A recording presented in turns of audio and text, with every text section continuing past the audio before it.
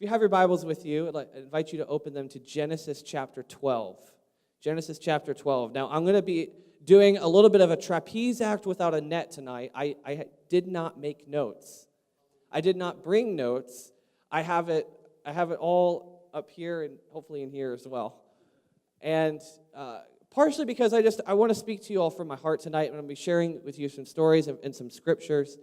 But how many of you have received promises from the Lord that you have not received the fulfillment of yet? Almost everyone in this room. How many of you would say that it has taken longer for the promise to be fulfilled than you originally anticipated? Yeah? How many of you have experienced more than one setback in the fulfillment of that promise since you got it? Yeah, most of you. Yeah. Some of you are like two hands. Well, tonight we're going to be going through the story of Abraham. Father Abraham, who had many sons. Many sons had father. I'll spare you the vocals.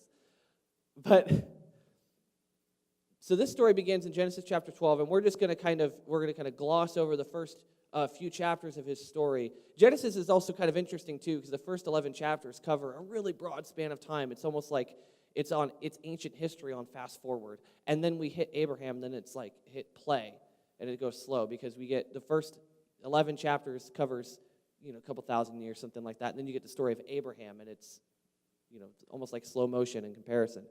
And I think part of the reason why the Lord, why the book does that is because Abraham, in many ways, he's an exemplar of faith, and he's an example to us, and the promise and the covenant made with Abraham carries over into the New Testament, and Paul calls to that very often to explain what Christ has done, so it's very important.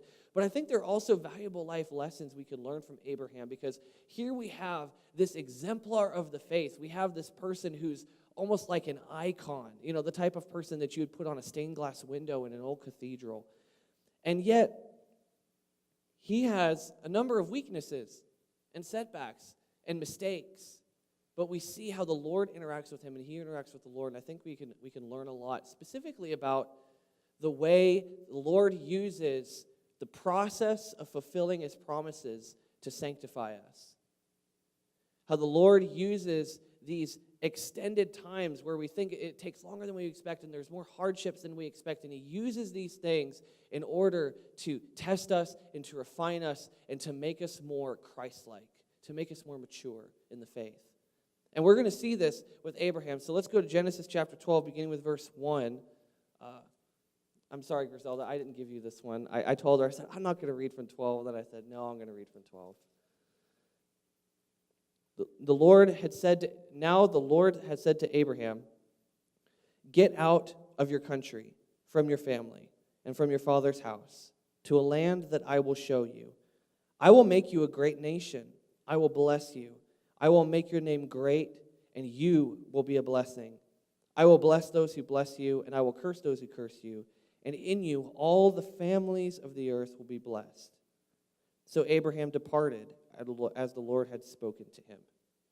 This is our introduction to Abraham. And at this point, Abraham is 75 years old. Now, some of you may think that your kids hung out in your house a little too long, but Abraham was still living in Daddy's house at 75. So, culturally, it's a little different back then. It's not the same way that we think of it now. But, still, 75. It's like, God's like, okay, it's time for you to get out of the house and go on your own. But there's 4 different occasions. We're going to look at 3 of them, but there's 4 different occasions where the Lord comes. There may be 5, but I think there's just 4 different occasions where the Lord comes and gives Abraham this promise. But I want you to pay special attention to each instance, because at each time that the Lord comes, he gives Abraham a little more detail, and he ups the ante a little bit. So first, he turns to Abraham, 75-year-old married man living at home, and says, I'm going to make you a father of nations, and I'm going to bless all the families of the earth through you. And I'm going to take you to a land. I'm about to show you this land. So Abraham, he gets up. he just starts moving. Now, I want something interesting. Sometimes the Lord just tells you to move, but he doesn't tell you where at first.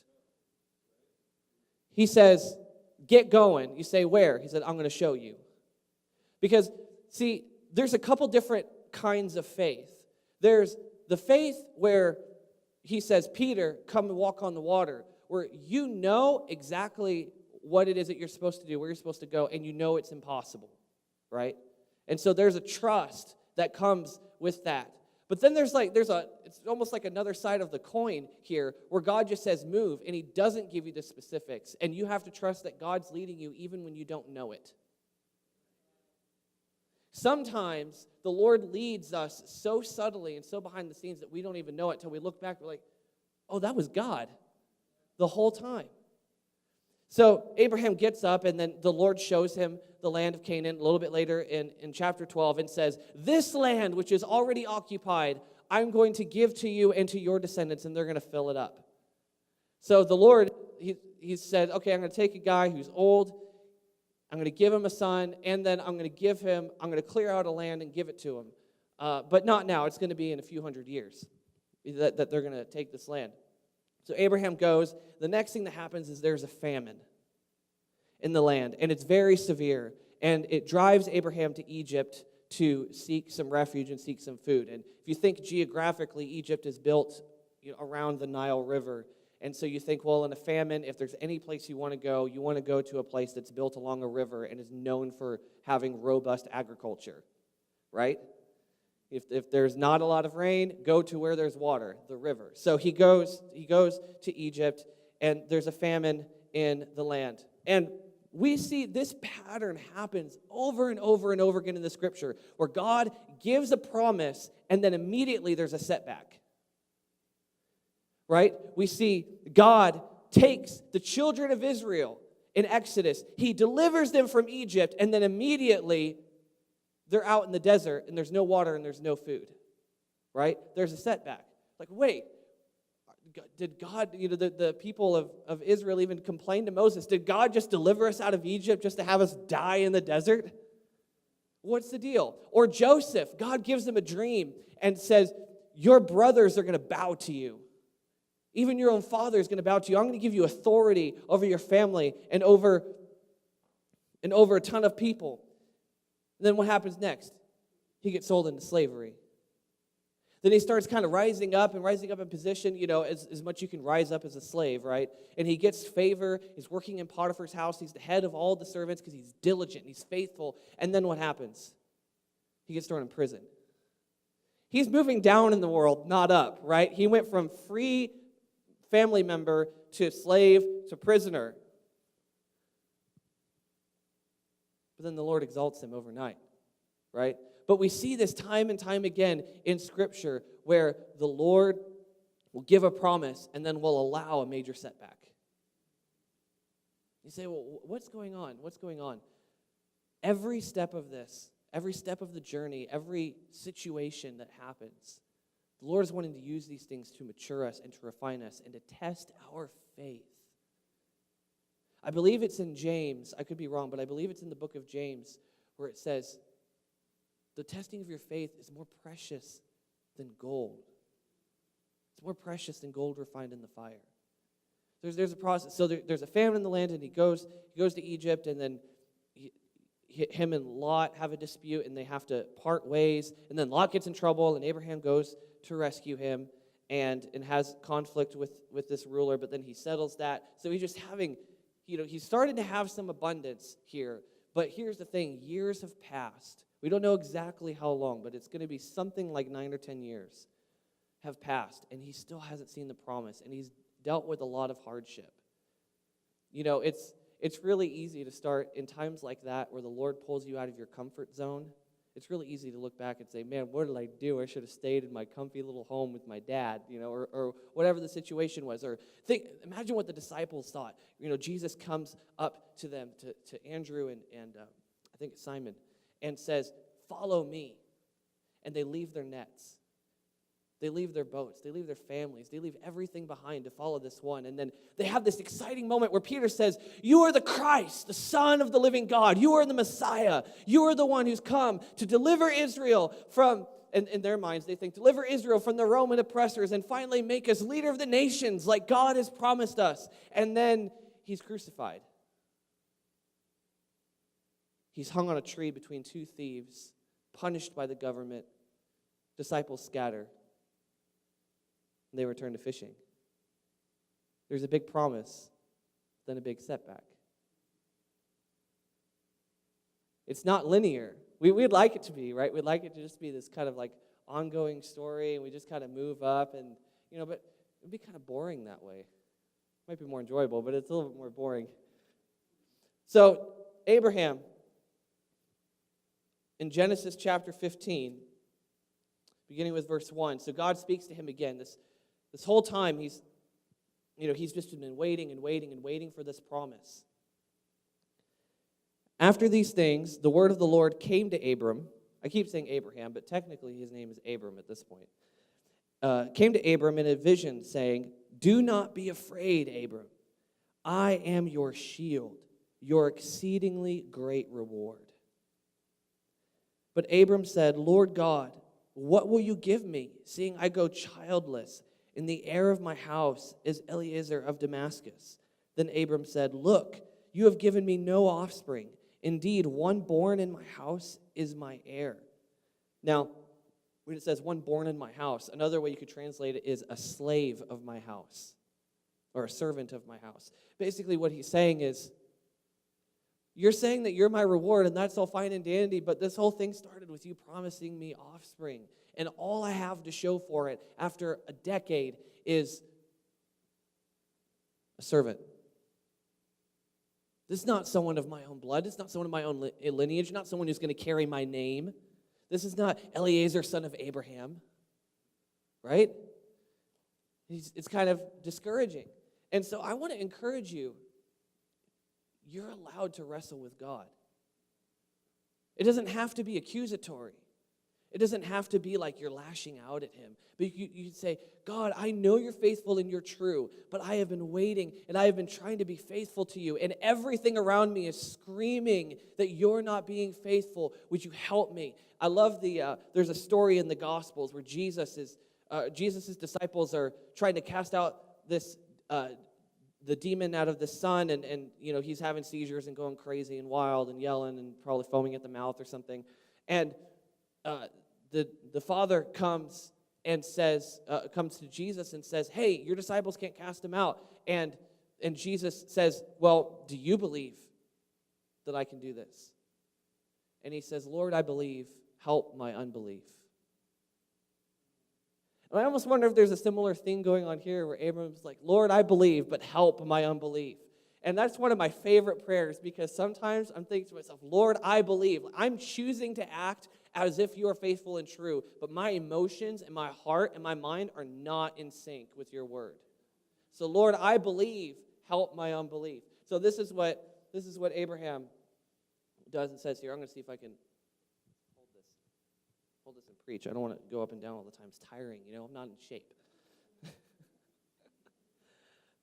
Verse 4, and behold, the word of the Lord came to him, saying, this one will not be your heir. He says, you're thinking too low, Abram. You're not thinking big enough. I'm bigger than this. This one will not be your heir, but one will come from your own body, and he will be your heir. And he brought him outside and said, look toward the heaven and count the stars if you are able to number them. So shall your descendants be. And he believed in the Lord, and he counted it to him for righteousness. The classic verse. Abraham believed the Lord. So God ups the ante here a little bit. Remember what I said before? Now he says, no. It's going to be from your body. And not only that, you could count the stars sooner than you could count your descendants. What? There's a lot of stars up there. I don't know. Have you ever been in the middle of nowhere on a clear night? Like especially on a night where the moon isn't up, so you can just really see the stars. I was up in the mountains in California recently, a couple months ago, and with my dad, and we were up in the mountains I don't remember exactly where. And it was a moonless night, and it was clear, and you could see there were so many stars. It was one of the most beautiful things I've ever seen in my life. And I thought of this verse. I thought, what was it like? Because Abraham, he doesn't have light pollution to deal with out there, Edison is, a little further in the story. And he looks up, and God said, you could sooner count all this. So God's upping the ante. He's upping the ante and upping the stakes over here. So, but here's the thing that's interesting. I never noticed this before this week. But up to this point, God hasn't said anything to Abram about the heir coming through Sarah, or Sarai, as her name is now. Her name hasn't been changed yet. He just says through your body. So Sarah comes at the beginning of the next chapter and says, hey, the Lord's given you this promise. It said it's going to be through your body, but obviously I'm not a part of this. I'm too old. It's not working. Try Hagar. And Abram says, okay. And Hagar gets pregnant. And the first thing that happens is that there's conflict between Hagar and his wife.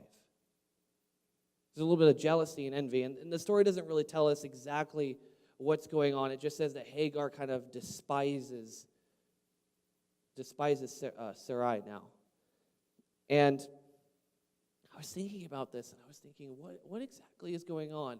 Because if you think about it, in the culture of the day, like polygamy was normal. The idea of having descendants through other women was normal. Like to us now, it's just appalling. But polygamy is a normal part of the Old Testament, and it's not something that's really condemned or even spoken against till later. The only real hint that we have in the Old Testament that polygamy is not a good idea is that every single time it's practiced, things go bad.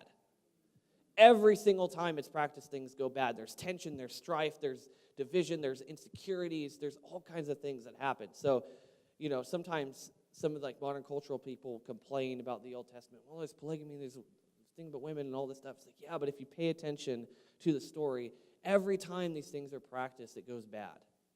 It doesn't go poorly. So you have to pay a little bit more attention. But there's tension and there's strife. It's like, what happens? What's happening here?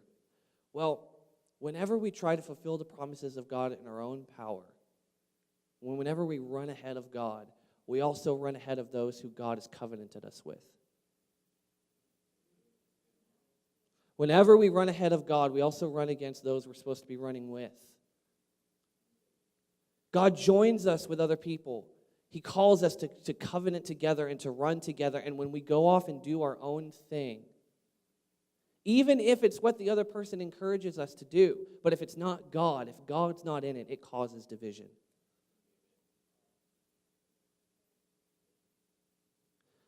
Now, something that's interesting. So Abraham is 86 now when Ishmael is born. 86. So it's 11 years since Abram left his father's house. The very next verse, 17 verse 1, says that Abraham's now 99. So 13 more years, so we're at 24 years now, have passed. So think about this. So, bar mitzvah comes much later in Jewish culture. There isn't even such a thing as Jewish culture yet, right? Because this is Abraham. But bar mitzvah happens at 13, right? So when we think of a 13-year-old, we think of someone who's, just kind of hitting puberty. But back then, that's like your young adult status, essentially. So think about this. Abraham has Ishmael. So far, he has had, at least as far as the story is concerned, I can't find any indication until this point that anything has gone wrong, right? Because he says, well, through your body, Abraham, the seed's going to come. It's like, well, I have a seed through my body. This is great. This is going great. And think about Abraham has seen Ishmael's first steps, heard his first words, taught him how to fire a bow and arrow, how to be a shepherd, how to do all the cattle and the agriculture and make a tent and all the things that they did back in that day. His heart is really bonded to Ishmael. And 13 years go by before God says a word. 13 years. Because God will sometimes let us run around the mountain of our own ambition for quite a while before stepping in. God will let us run around the mountain of our own ambition for quite a while before stepping in sometimes. Sometimes maybe we just need to get it out of our system. Sometimes it just takes us time to learn the lesson the hard way. But Abram, the Lord comes to him again. This is the third time now, okay? So remember the first time he says, get out from your father's house. I'm going to make you a father of nations, and the families of the earth will be blessed. And the second time he says, more descendants than the stars, and it's going to be through your body, okay? Now, God's going to up the ante again. The promise gets bigger. So when Abram was 90, so this is 17, beginning with verse 1. When Abram was 99 years old, the Lord appeared to Abram and said to him, I am Almighty God. Walk before me and be blameless. Walk before me and be blameless. Now, if y'all give me a little bit of grace, I'm going to venture into a little bit of speculation here, so take it all with a grain of salt. But because I was asking myself earlier today, why is God saying that now? Why not say it at the beginning? Why wait 24 years into this whole process? Or 13 years after Ishmael is born? He says, walk before me and be blameless. I think what the Lord is calling Abram to is closer relationship with him. Like, walk before me. He's saying, you're off doing your own thing, and I want you to walk with me. I want you to do this process with me. This whole thing, like, you've been all about the destination, and I'm all about the journey. I'm about who you're becoming, not what you're getting. I'm about the process. And I'm a lot more patient than you are. I'm not in a hurry like you are. I mean, and it kind of makes sense that Abram would be in a bit of a hurry, right? He's old. His wife is old. It's like, if we're going to do this, we need to get it on now. You know, every year that goes by, the odds of this happening go down a lot. But that's the thing. The Lord, he just loves to keep upping the stakes and upping the stakes and upping the stakes and say, will you still believe me? It's like when Peter, he steps out of the boat, he starts walking on the water, and then God ups the stakes and he sends some waves. It's like, okay, will you trust me now? Will you trust me now? Will you trust me now? Okay, how about now? And every time the Lord does that, he's giving us an opportunity to mature and to purify our hearts. And even if we fail, he's right there to catch us and pull us up from the water. And yeah, there may be some correction, but I would rather get corrected by the Son of God than stay in the boat and not get any instruction at all. Right? Proverbs says that a rebuke from a friend is like a kiss.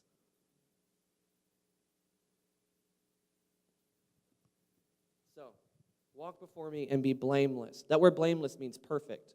So, you know, like, oh, just be perfect. Like, why can't you be perfect? Get your act together, you know. Kidding, that's not what he's saying. I'm joking. And I will make my covenant between me and you, and will multiply you exceedingly. Then Abram fell on his face, and God talked with him.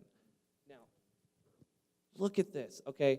I've been kind of giving Abram a hard time right now, right? Because I've been saying, you know, your own ambition and all these things. But look at his response to God. He falls on his face. It's a sign of surrender. You know, in ancient times when you were conquered, you were a conquered people, maybe a conquered king or something. If you wanted to say that you surrendered to the king, sometimes you would bow your face and kiss his feet, right? It's like in Psalm 2, it urges the kings of the earth. It says, bow down, tremble, kiss the son, lest he be angry. It's talking about kissing the feet, right? God is so merciful and gracious to us if we remain in a posture of correctability. We can make so many mistakes, and God will be so gracious to us and give us opportunity after opportunity after opportunity to get it right, as long as when he confronts us, we surrender. As long as we remain open to his correction, we remain open to his leadership. How many times did the disciples, as they were walking with Jesus, just not get it?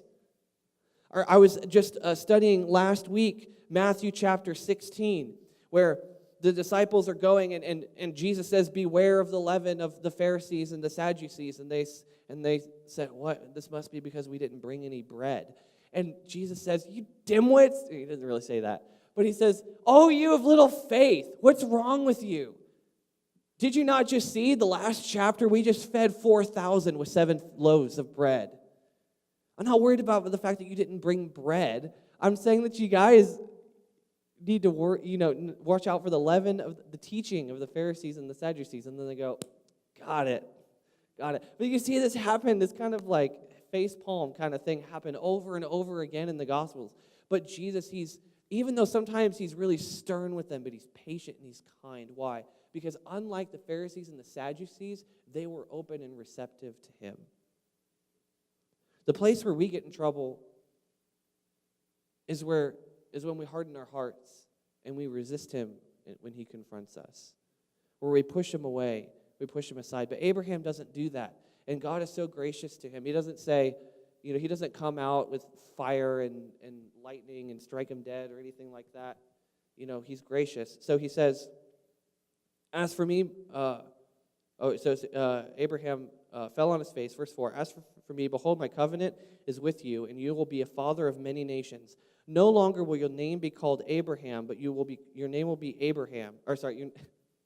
No longer will your name be Abram, but Abraham, for I have made you a father of many nations. So that the change in the name is just basically goes from father of many to father of nations, or father of a multitude of nations. In fact, the name Abraham is kind of a condensing of the phrase father of many nations.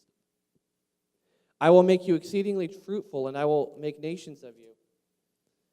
And kings will come from you. So God ups the stakes again. He says, not only am I changing your name, and not only are you going to have a ton of descendants, but they're going to be royalty.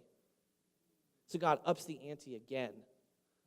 And I will establish my covenant between me and you and your descendants after you and their generations, for everlasting covenant to be God to you and your descendants after you. So then he goes on a little bit later.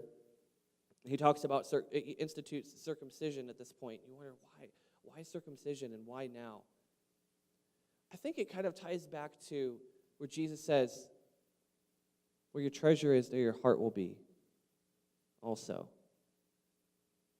And there's a recognition here that we're not going to follow God if it doesn't cost us anything. We're not going to stick with it if it's free.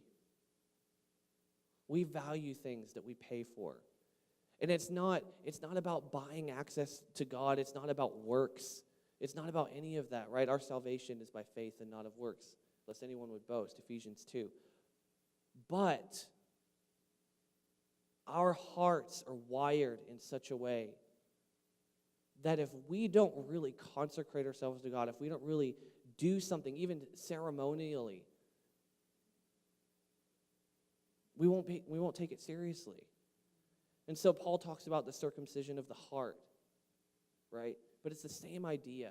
It's the same idea. And Paul says it was never about the physical act. It was about what it symbolized. It was about the fact that God is saying, you are mine. And you're saying to God, I am yours. And so this is what God does. And then he says, verse 15, as for Sarai, your wife, you will not call her name Sarai, but Sarah will be her name. And I will bless her and also give you a son by her. Then I will bless her, and she shall be a mother of nations. Kings of peoples shall be from her. So he changes her name as well, and what he changes her name to is basically kind of like mother of princes, something to that effect. Again, emphasizing the royalty dynamic of it. But this is the first part, at least as far as I could find, this is the first part where Sarah actually comes into the mix as far as what God's talking about. So now he ups the ante again. It's like, it's not just going to be you, it's going to be through Sarah too. Why? Because you're in covenant. And I'm not going to take you one place, I'm not going to take her. God brings people in covenant together. Together. So if you say, well, God told me da-da-da-da, and I'm going to leave this person I'm covenanted with, whether it's a spouse, whether it's authority, maybe it's a friend. You know, Bill Johnson and Chris Valentin, the two kind of top guys leading Bethel out in Reading, they basically like covenanted in friendship. Like we're ministering together for the rest of our lives, and it's been, I think, 25, 30 years. Said we're in covenant. We believe this. It's like, why is that like covenant? That's so old-fashioned. Why is that important? Because you can't really be real with someone and be lovingly confrontational with someone that's just going to leave. Right? That's part of that's part of the point of the marriage covenant and the marriage vow. Part of the point of it is we're committing to make this thing work and to work this thing out, even if it's hard. And it will be hard. And that's why you need a high covenant, because it's going to be hard. Right? You wouldn't need you wouldn't need to make it a big deal if it was easy. Right? So Abraham, verse 17, fell on his face and laughed and said in his heart, shall a child be born to a man who's 100 years old, and shall Sarah, who is 90 years old, bear a child?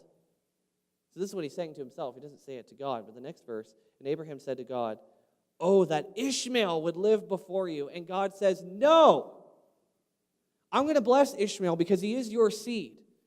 You were kind of right. He is your seed. I'm going to bless him because of you, but this is not the promise. My thinking is bigger than yours. So Abraham says, God, would you bless the work of my hands? And God says, Abraham, would you wait for the work of my hands?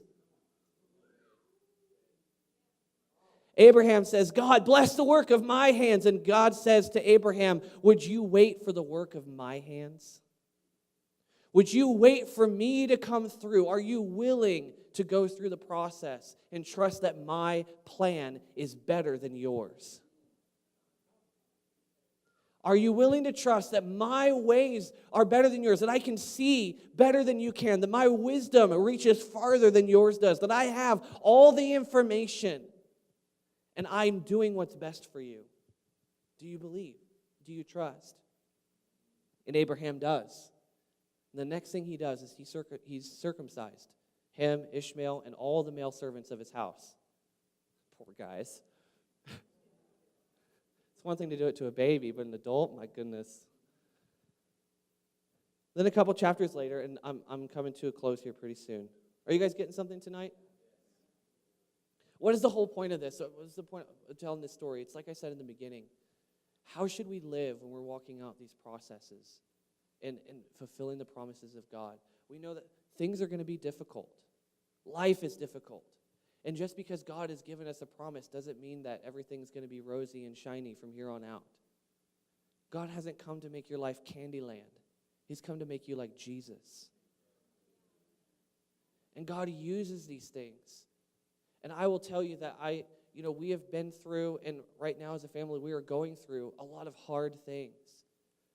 But God is faithful every single time if we choose to lean into grace and not try and take matters into our own hands.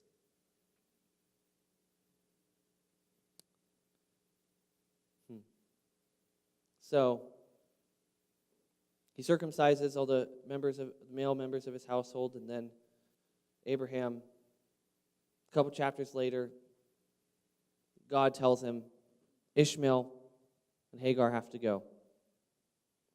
Time has come. These second best things, there's a time when they have to go. God might let you keep them for a while, but if you're going to walk in the fulfillment of his promises, they have to go. These second best things. But there's encouragement and there's grace here too, because Abraham didn't forfeit his promise just because he made a mistake. He remained open to God and willing to be corrected and willing to obey. And the Lord is gracious to him and gave him the promise anyway. Gave him the promise. So Isaac comes. I'm skipping some parts of the story here for the sake of time. Because now we're up to chapter 20, 21, 22, somewhere in there. So, like I said, I said it slowed down. We've covered 10 chapters now, and it's only been 30 years, something like that. So, now God does something really peculiar.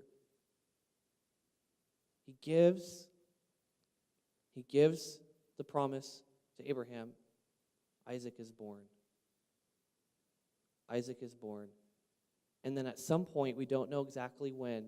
In all the cartoons, Isaac is just a kid in this next scene. A lot of scholars think Isaac could have been as old as 30 or 35. Sometimes the old Jewish words that say like young man or something, it covers such a broad range that we don't really know exactly. But I think the idea is that Isaac could have overpowered his dad if he wanted to physically. But God comes to Abraham and says, take Isaac, go up into a mountain, sacrifice him to me. What? So this process, let's just assume, let's say the scholars are right and Isaac is 30. So, it's 55 years, roughly, since God first called Abraham out of his father's house. He has been through famine. He has been through the whole thing with Ishmael. He's now had Isaac. Now he's been raised. He's grown up into a full adult, and God says, kill him for me. What? That seems cruel, right? If you think, because we know what happened, so we don't really emotionally connect with it. But just put yourself in his shoes for a moment. 55 years. Now he says, you have the promise. Now I want you to give it up for me. And you know what it says in Hebrews chapter 11, speaking of this incident? Because Abraham obeys, we know the story. He goes up to the mountain. Hebrews 11 says of this incident that Abraham believed that God was even able to raise him from the dead. Now think about this. Think about the journey that Abraham has been on and how much he has grown. Where he went from early in the story, we skipped over this part, but when Abraham goes to Egypt, he lies about Sarai being his wife, right? And the Pharaoh almost sleeps with her. And God has to intervene and stop it, right? So he goes from that guy to the guy who's willing to sacrifice his only son in obedience to God and says, well, I don't know, maybe God will raise him from the dead, even though that's never happened before, ever. What? And this is why I think the story is about sanctification, in part. Because Abraham transforms from a guy who will lie for self-preservation, for a guy who will sacrifice everything to honor God. He's a new man. He's a different person. But what do we learn in this as well? God always wants to be first. And even his promises can become obstacles to his jealous love if we start to love them more than we love him. He's jealous for our hearts. He's jealous for our hearts. And I think part of the reason why, it's not the only reason, but I think part of the reason why God is so jealous for us is that if the promises become first, then we actually cut ourselves off from the vine and we lose our ability to steward them properly. That we'll actually end up, if our promises become our gods, then we'll actually destroy God's promises. God has to be first. That's all there is to it.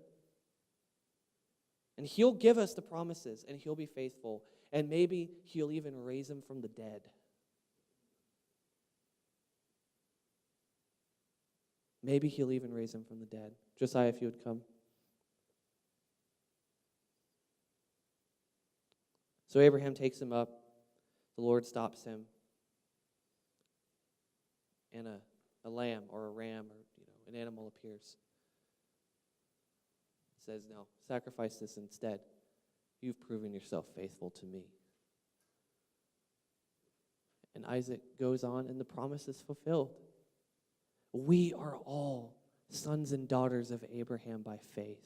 We are all part of the fulfillment of that promise thousands of years ago, given thousands of years ago. Isn't that amazing? That's amazing. Like, your neighbor is proof of God's faithfulness. We are some of the stars that Abraham looked at in the sky, and God said it's going to be more than them. Right? We're not literally stars. I'm being metaphorical. Please no one freak out. But you know what I mean? Like we're part of what Abraham was looking forward to. Because God, through Jesus Christ, has made us all children of Abraham. Isn't that amazing? God's faithful. If we're willing to get off the mountain of our own ambition, if we're willing to give up the second things, and even if we're willing to give up the first things, the Isaacs, and say, Lord, this thing that you've given me, it's so beautiful, but it's still yours. It's not mine. Whether that be a spouse or a child, or maybe it's a job, maybe it's a home, maybe it's clean health. The things that God gives us can always be used selfishly. But if we'll use them for His purpose, He'll do things in our lives that we couldn't even imagine. Let's stand.